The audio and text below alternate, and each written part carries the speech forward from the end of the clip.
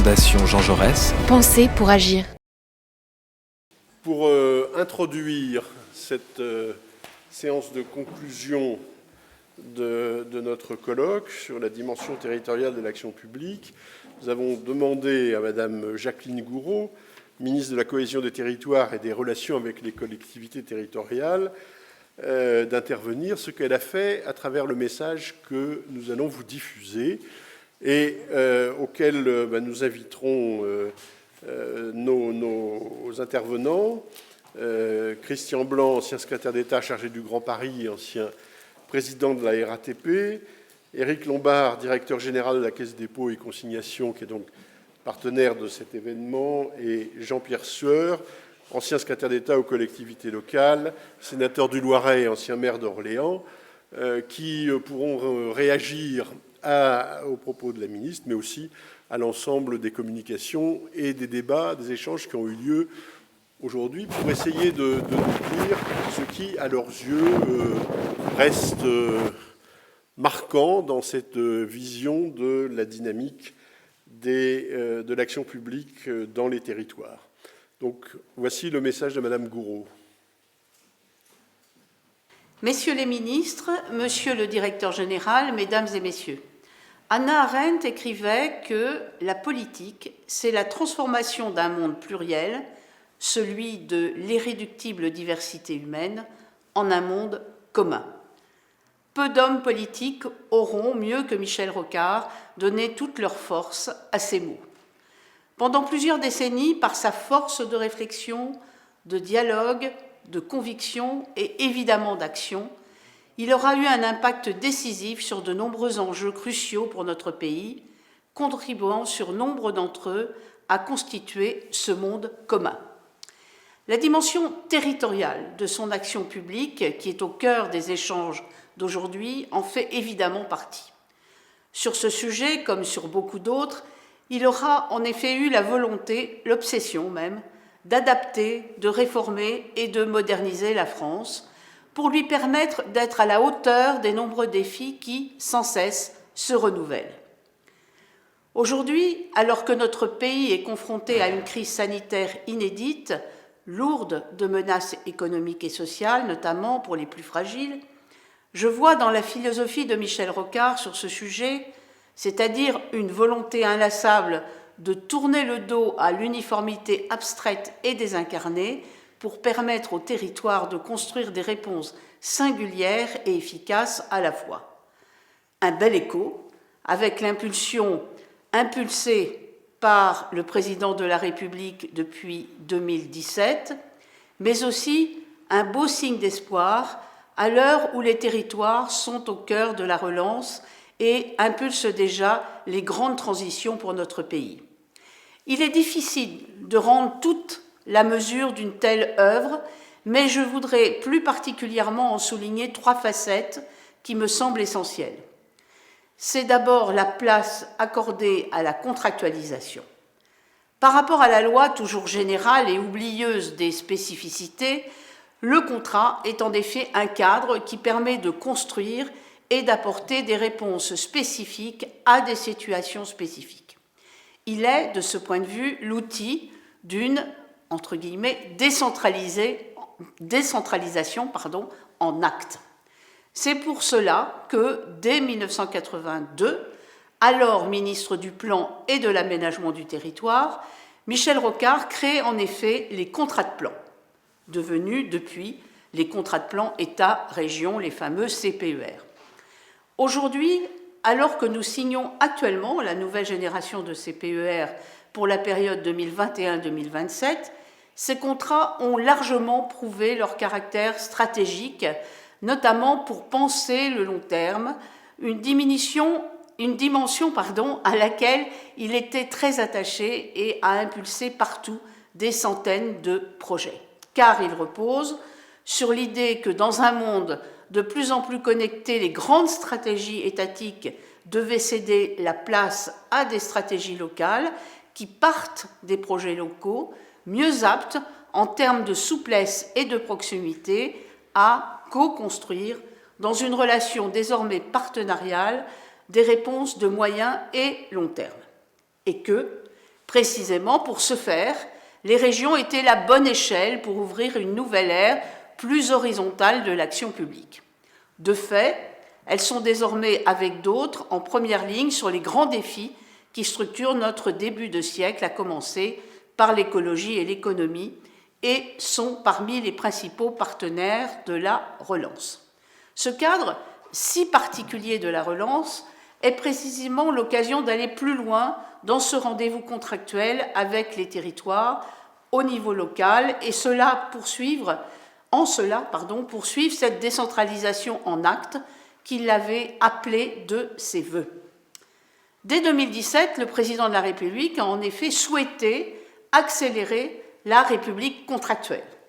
Dans les 6 prochains mois, avec ces contrats de relance et de transition écologique, CRTE, nous avons en effet une occasion historique pour donner une dimension véritablement locale à la différenciation territoriale, en partant des stratégies définies par les acteurs locaux pour adapter les réponses de l'État à leurs besoins et à leurs spécificités. Inscrire dans chaque contrat un volet de coopération interterritoriale, en favorisant de manière souple le maximum de relations et de projets portés en commun par les acteurs métropolitains et leurs voisins dans une logique de réciprocité. En consacrant enfin l'État accompagnateur qui rassemble l'ensemble de ces politiques publiques et mobilise ses services autour du préfet, délégué territorial de l'Agence nationale de cohésion des territoires créée en 2020 pour fournir une ingénierie sur mesure. Cette dimension contractuelle participe d'ailleurs du second volet que je veux évoquer, la place donnée à la différenciation territoriale. Affirmer la différenciation, c'est tout simplement vouloir une décentralisation vivante, dans laquelle l'envie et l'audace d'expérimenter priment sur les querelles de périmètre et de compétences. J'ai en effet la conviction sensible dans la pensée rocardienne que non seulement le mécano institutionnel ne rend pas plus efficace la décentralisation, mais qu'il en fait progressivement une affaire de spécialistes et de techniciens. C'est pour cela que, sous l'impulsion du président de la République, nous avons fait de la différenciation notre principal vecteur d'affirmation de la décentralisation, afin de permettre, là encore, aux territoires de construire les réponses les mieux adaptées à leurs besoins et à ceux de leurs habitants, et notamment les besoins de proximité et d'efficacité qui ont été à plusieurs reprises exprimés par les élus et les citoyens. C'est en ce sens que nous avons créé la collectivité européenne d'Alsace qui fournit des moyens spécifiques pour répondre à des problèmes particuliers, en l'occurrence transfrontaliers, que nous avons fait le projet de loi expérimentation voté à une large majorité au Sénat le 3 novembre et qui passera devant l'Assemblée au premier trimestre 2021, afin de consacrer le droit à la différenciation et faciliter davantage l'expérimentation sur mesure, afin qu'elles ouvrent la voie à une différenciation durable. Et que nous avons également conçu le projet de loi 4D pour différenciation, décentralisation, déconcentration et décomplexification, qui va permettre d'aller plus loin dans la différenciation, d'achever le transfert de certains blocs de compétences, de redonner une unité à la parole et à l'action de l'État sur les territoires et de simplifier. J'ajoute que tout au long de la conception de ces textes, le dialogue et la négociation respectueuse qui étaient au cœur de la méthode rocardienne ont été centraux et je crois que c'est l'une des clés des consensus auxquels nous sommes parvenus. Enfin, c'est également pour permettre l'expression de cette diversité territoriale que nous avons profondément transformé les relations entre l'État et les territoires. L'auteur de « Décoloniser la province », qu'il a co-rédigé dès 1966, aura été, vous le savez, un inlassable pourfendeur d'un État prescripteur à la fois surplombant et asphyxiant, incapable de faire confiance au territoire, et donc d'un État qui finit ainsi par cumuler l'inefficacité sociale avec le sentiment des citoyens de n'être plus protégés et l'inefficacité économique en bridant les initiatives. C'est pour cela que la nouvelle donne territoriale, impulsée par le président de la République en 2017, repose, vous le savez, sur 2 piliers. La conviction, d'abord, que les solutions doivent venir des territoires et que l'État est donc désormais dans une posture d'accompagnateur, à la fois en garantissant partout les ressources nécessaires, à commencer par le numérique, avec le plan très haut débit par exemple, à travers plusieurs programmes, notamment les programmes de revitalisation des centralités comme Action Cœur de Ville ou Petite Ville de demain, construits avec les élus locaux et déclinés au plus près des territoires, là encore, avec l'Agence nationale de cohésion des territoires. Mesdames et messieurs, vous connaissez sans doute le célèbre aphorisme de René Char, « Notre héritage n'est précédé d'aucun testament ». Celui de Michel Rocard est en effet profondément vivant et continue d'être une source d'inspiration. Que nous dit-il aujourd'hui ? Je crois qu'il aura vu, avant beaucoup d'autres, plusieurs évolutions décisives de notre pays et, au fond, le sens véritable de la décentralisation. Aujourd'hui, presque 40 ans après ses débuts, et alors que notre pays vit une période particulièrement troublée, cet héritage nous laisse plusieurs pistes pour refonder notre pacte social et inventer ainsi notre avenir commun.